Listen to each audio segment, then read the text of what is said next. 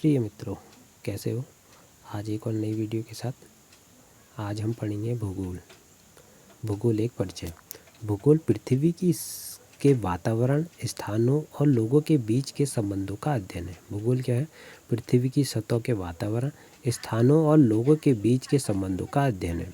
यह एक व्यापक विषय है जो पृथ्वी के भौतिक पहलुओं, भौतिक भूगोल और मानवीय गतिविधियों और उनके समाज व पर्यावरण के साथ अंतरक्रियाओं, मानव भूगोल दोनों का अध्ययन करता है। इसमें विभिन्न भूदृश्यों, जलवायु, संस्कृतियों, अर्थव्यवस्थाओं और उनके बीच के संबंधों की पड़ताल शामिल है। भूगोल के मुख्य पहलू: स्थान और स्थान का अध्ययन। भूगोल यह समझाने का प्रयास करता है कि वस्तुएं कहाँ पाई जाती हैं, वे वहाँ क्यों पाई जाती हैं और समय के साथ वे कैसे विकसित होती है। मतलब कि जो पर्वत है, नदियाँ हैं, पठार है, मैदान है, ये कहाँ कहाँ पाए जाते हैं और ये कैसे विकसित हुए हैं, ये नदियाँ क्यों बहती हैं, इन सभी का अध्ययन भूगोल में किया जाता है। ठीक है। अब देखेंगे प्राकृतिक और मानवीय अंतःक्रियाएं। यह पृथ्वी की भौतिक विशेषताओं जैसे पहाड़, जलवायु और मानवीय गतिविधियों जैसे शहर, अर्थव्यवस्था के बीच संबंधों को देखता है। ठीक है।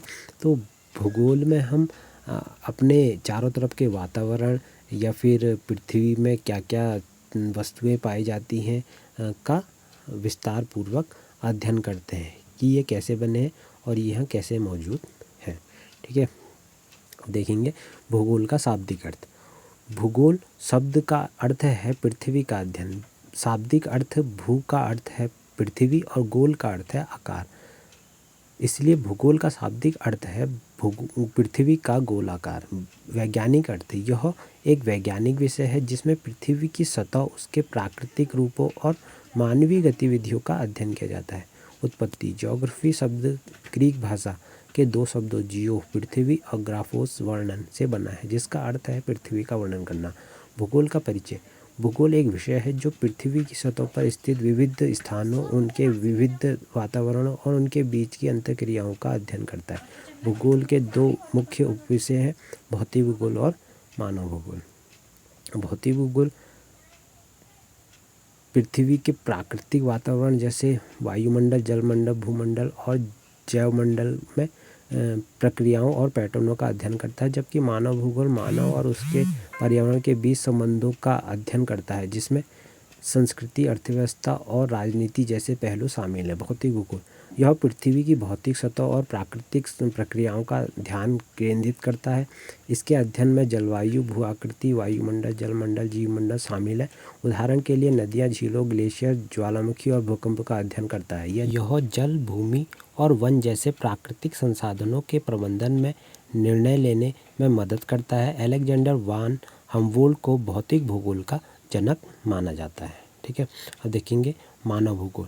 यह मनुष्यों और उनके पर्यावरण के बीच संबंधों का अन्वेषण करता है। इसमें सांस्कृतिक, आर्थिक, राजनीतिक और सामाजिक मुद्दे शामिल होते हैं।